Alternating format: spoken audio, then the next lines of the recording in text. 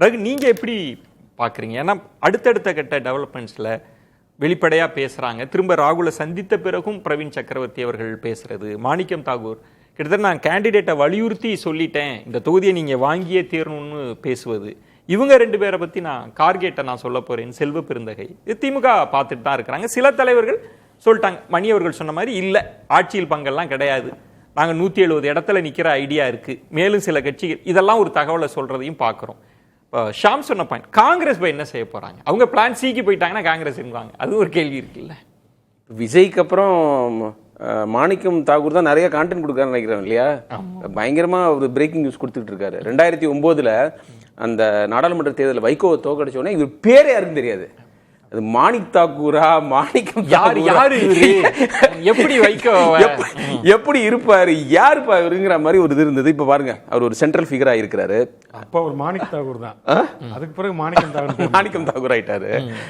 But வந்து அவர் பேசுறதுக்கு ஒரு ட்ராக்ஷன், அதாவது இப்போ ஒரு சூடு பிடிக்கல எலெக்ஷன் அப்படின்னு எல்லாரும் சொல்லிட்டு இருக்கிற நேரத்துல இதுதான் இப்போ வந்து ஒரு பேசு பொருளா இருக்குது. இன்கேஸ் இங்க வெளில வந்தா என்ன ஆகும் அப்படிங்கிற மாதிரி ஒரு நிலைமையை ஏற்படுத்திருக்கிறாங்க. எனக்கு வந்து அவர் இப்போ நாடாளுமன்றத்தில் சஸ்பெண்ட் ஆகி வெளில வந்திருக்காரு. ராகுலோட பக்கத்திலே இருக்காரு. ஸோ ராகுலோடைய நாலேஜ் இல்லாமல் இதெல்லாம் நடக்கும்னு நம்புறதுக்கான ஆதாரம் எதுவுமே இல்லை. ஸோ ராகுல் அதுதான், ஏன்னா இது ரொம்ப ஒரு பெரிய கன்ஃபியூஷனை கிரியேட் பண்ணியிருக்குது. நீங்கள் வந்து கனிமொழி அவர்களை பார்க்குறாரு, அந்த ஒரு இங்கே காங்கிரஸ் தலைவர்கள் கூப்பிட்டு நீங்கள் யாரும் பேசக்கூடாது கூட்டணியை பற்றி அப்படின்னு சொல்கிறாங்க. இன்னைக்கு கூட செல்வ பெருந்தகை வந்து யாருமே பேசக்கூடாது, கர்கேயை தாண்டி, ராகுலை தாண்டி, சோனியாவை தாண்டி யாராவது இருக்காங்களான்னு கேட்குறாரு. இவங்க தொடர்ந்து பேசிக்கிட்டே இருக்காங்க, பிள்ளையும் கிள்ளி விட்டுட்டு தொட்டிலையும் ஆட்டுற மாதிரி நடந்துகிட்டு இருக்க ஒரு விஷயம்.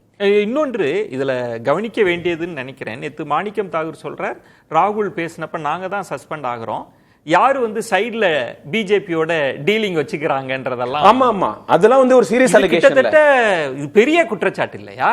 இதெல்லாம் நம்ம பேசிதானே இந்த தலைப்பை அணுக முடியும். அதாவது வந்து பிஜேபி எதிர்ப்புங்கிற அந்த ஒரு புள்ளியில இணைய காங்கிரஸ், திமுக, விசிக, கம்யூனிஸ்ட் கட்சி எல்லாம் இணையுது, அது அவங்களை இணைக்குது, அவங்களுக்கு ஒரு காமன் எஜெண்டா இருக்குன்னு நம்ம தொடர்ந்து பேசிக்கிட்டு இருக்கோம். அந்த கூட்டணியோட ஸ்ட்ரெங்தே அதுதான், காம்ப்ரமைஸ் இல்லாம இவங்க எதுக்குறாங்கன்னு. அதுலயே அவருக்கு கேள்வி எழுப்புறாருன்னா இந்த கூட்டணி வந்து எவ்வளவு நாள் நீடிக்கும் அப்படிங்கிற ஒரு கொஸ்டின் எழுது. இன்னைக்கு வந்து இப்போ ஆன்லைன்ல வந்து ஒரு ரிப்போர்ட் போட்டிருக்காங்க, ஹிந்துவோடைய மூத்த டிஎம்கே கவர் பண்ற ஒரு ரிப்போர்ட்டர். டிஎம்கே என்ன சொல்லியிருக்காங்கன்னா, நாங்க வந்து காங்கிரஸை பேச்சுவார்த்தைக்கு அழைக்கணும்னா நீங்க மாணிக்கம் தாகூர் மேலையும் பிரவீன் சக்கரவர்த்தி மேலையும் நடவடிக்கை எடுக்கணும், அப்படி இல்லைன்னா பேச்சுவார்த்தையே கிடையாது, பேச்சுவார்த்தைக்கே நாங்க உங்களை கூப்பிட போறது இல்லை, 22 சொல்லியிருந்தாங்கல்ல அப்படின்னு ஒரு செய்தி இப்போ வந்திருக்கு, நாளைக்கு பேப்பர்ல வரும். ஸோ இது எதை நோக்கி போகுது அப்படின்னா, அது வந்து ஒரு பிரேக்கிங் பாயிண்ட்டை நோக்கி போற மாதிரி தான் எனக்கு தோணுது. காங்கிரஸ் வந்து அந்த கேம்பிள், அந்த ஒரு ரிஸ்க் எடுக்கலைன்னா ரிவார்டு கிடையாதுன்னு சொல்லுவாங்கல்ல, அந்த நிலைமைக்கு வந்துட்டாங்களோ அப்படின்னு தோணுது. இருக்கிறத விட்டுட்டு பறக்கிறத பிடிக்கலாம். இது வந்து இதுல ஒரு லாட்டரி வாங்குற மாதிரி தாங்க. இப்ப நீங்க வந்து 10 சீட்னு சொல்றீங்க, அவங்க விஜய் வந்து ஒரு பெரிய அவருக்கு ஒரு வேவ் இருக்கதான் நினைச்சு அவரோட போயிட்டு 2029 அந்த ஏடிஎம்கேவோட பழைய ஒரு அரேஞ்ச்மெண்ட் இருந்ததுல 3/4 30 சீட்டு நாங்க வாங்கிட்டு 10 சீட்டு அவங்களுக்கு கொடுக்கறது, ஏடிஎம்கே கொடுத்துட்டு அந்த மாதிரி கூட அவங்க கனவு. நீங்க சொல்றது இந்த இத்தனை பேச்சுக்களும் ராகுலோட கண் அசைவுல தான் இது பேச, அதாவது ராகுலுடைய ஒப்புதல் இல்லாம இது நடக்கும் நம்புறது கஷ்டமா இருக்கு. ஏன்னா இவர் வந்து அங்க பார்லிமெண்ட் செஷன்ல போயிட்டு அந்த போராட்டம் பண்ணிட்டு இருக்காரு, பக்கத்திலேயே ராகுல் இருக்கிறாரு. ராகுல் இப்போ 3rd டேர்ம் எம்பி, அவர் புதுசா போன எம்பி கிடையாது. ஓரளவுக்கு அவருக்கு வந்து ராகுல் காந்தியோட ஒரு நெருக்கம் இருக்கும். அப்படி இருக்கிற சூழ்நிலையில அவர் தன்னிச்சையா அவங்க ஸ்டேட் பிரசிடென்ட்டை மீறி அவங்க அவரை வந்து டம்மி ஆகிட்டாங்க, அது ஒரு அண்டர்மைன் பண்ணிட்டாங்க. அவரை பார்த்தா இப்ப நீங்க செல்வ பெருந்தகைக்கு ஒரு தர்ம சங்கடமான சிச்சுவேஷன் ஆயிடுச்சு. அவரு தளபதி அப்படி ஒரு மாதிரி அவ்வளோ இணக்கமா திமுகவோட அவர் பேசிட்டு இருக்கிறாரு. இவங்க இதே மாதிரி ஒவ்வொரு நாளும் தீர்மானமே போட்டாங்க, பேசக்கூடாதுன்னு சொல்லி அந்த ஸ்டேட்மெண்ட்டுடைய இது முடியறதுக்குள்ளார, அந்த சென்டென்ஸே முடியறதுக்குள்ளார இவர் ட்வீட் போடுறாரு டெல்லியிருந்து வந்ததுக்கு அப்புறம்.